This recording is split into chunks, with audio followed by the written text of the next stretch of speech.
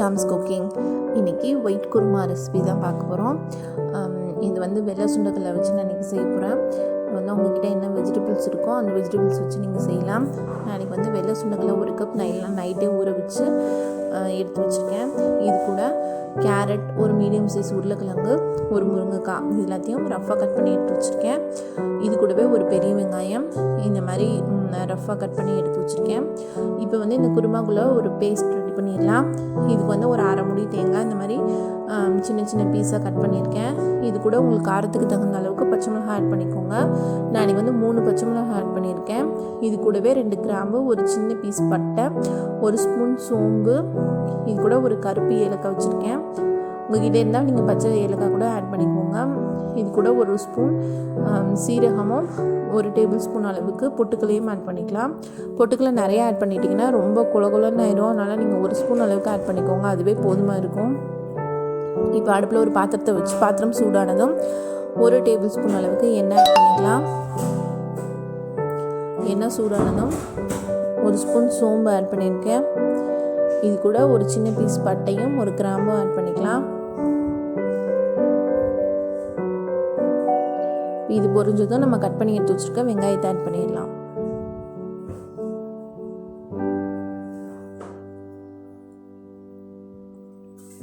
வெங்காயம் வந்து நல்லா ஒரு டிரான்ஸ்பரண்ட் ஸ்டேஜுக்கு வர அளவுக்கு நம்ம இதை வந்து நல்லா கலந்து விட்டுடலாம். வெங்காயத்தோட கலர் சேஞ்ச் ஆகிடக்கூடாது.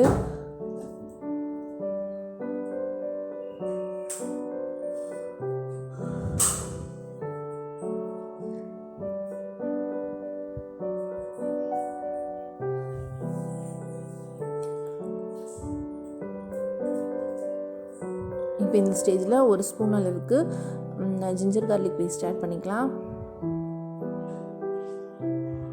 இதோட ராஸ்மல் போகிற அளவுக்கு நல்லா கலந்து விட்டுருங்க.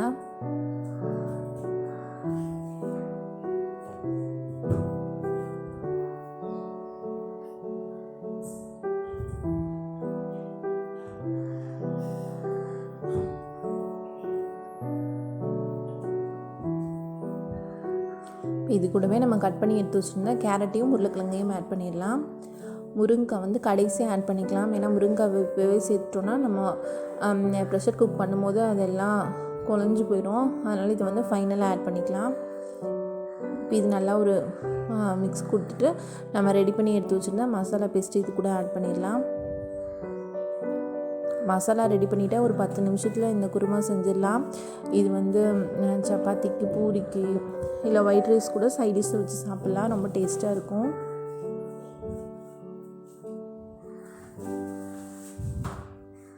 இது கூடவே நான் ஒரு பச்சை மிளகாய் ஆட் பண்ணுறேன்.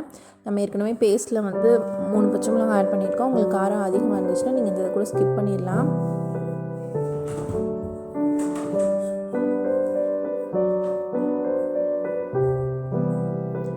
கூடவே நம்ம ஊற வச்சு எடுத்து வச்சுருந்த சுண்டக்கல்லையும் ஆட் பண்ணிக்கலாம்.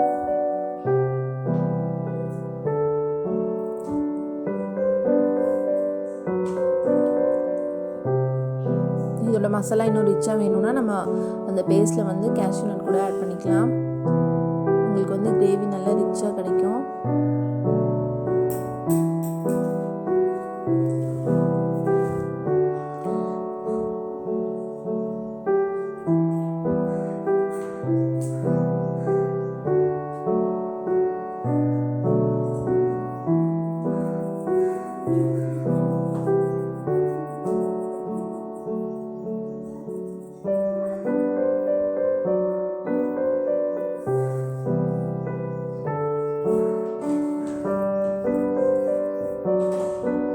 இது கூடவே நான் அரைச்சி வச்சுருந்தா மசாலா பேஸ்ட்டையும் ஆட் பண்ணிக்கிறேன்.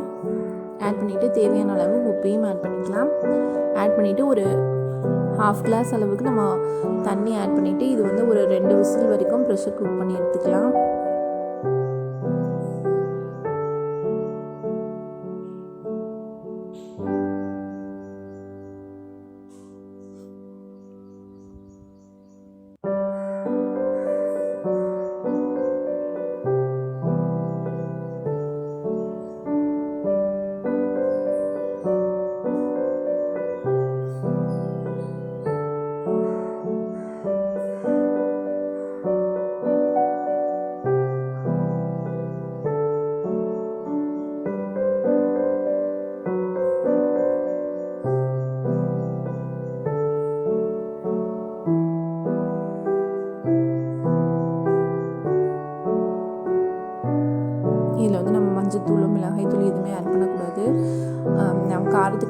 எடுத்துக்கிற பச்சை மிளகாய் மட்டும்தான். இப்போ இது ஒரு 2 விசில் வச்சு நம்ம எடுத்துக்கலாம்.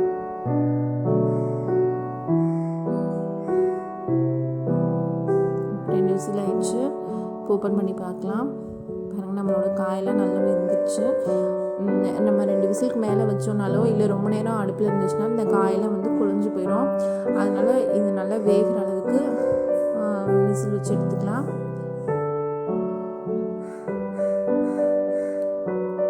இப்போ இந்த ஸ்டேஜில் நான் முருங்கைக்காய் ஆட் பண்ணிக்கிறேன். ஆட் பண்ணிவிட்டு ஒரு 5 நிமிஷம் நல்லா லோ ஃப்ளேமில் வச்சு எடுத்துக்கலாம். ஏன்னா முருங்காய் வந்து சீக்கிரமே நமக்கு வந்து குக் ஆயிரும். முருங்கைக்காய் இல்லைனாலும் நீங்கள் காலிஃப்ளவர் ஆட் பண்ணிக்கலாம். உங்ககிட்ட என்ன வெஜிடபிள்ஸ் அவைலபிளாக இருக்கோ அந்த வெஜிடபிள்ஸ் நீங்கள் ஆட் பண்ணிக்கோங்க.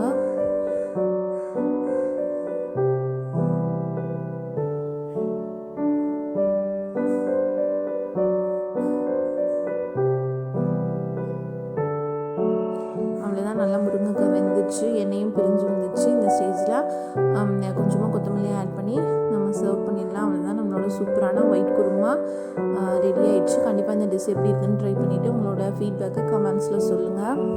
சேனலை சப்ஸ்கிரைப் பண்ணாதவங்க சப்ஸ்கிரைப் பண்ணிக்கோங்க. கூடவே இருக்க பெல் பட்டனையும் கிளிக் பண்ணிக்கோங்க. கண்டிப்பாக இந்த ரெசிபி பிடிச்சிருந்தா உங்கள் ஃப்ரெண்ட்ஸுக்கெல்லாம் ஷேர் பண்ணுங்கள்.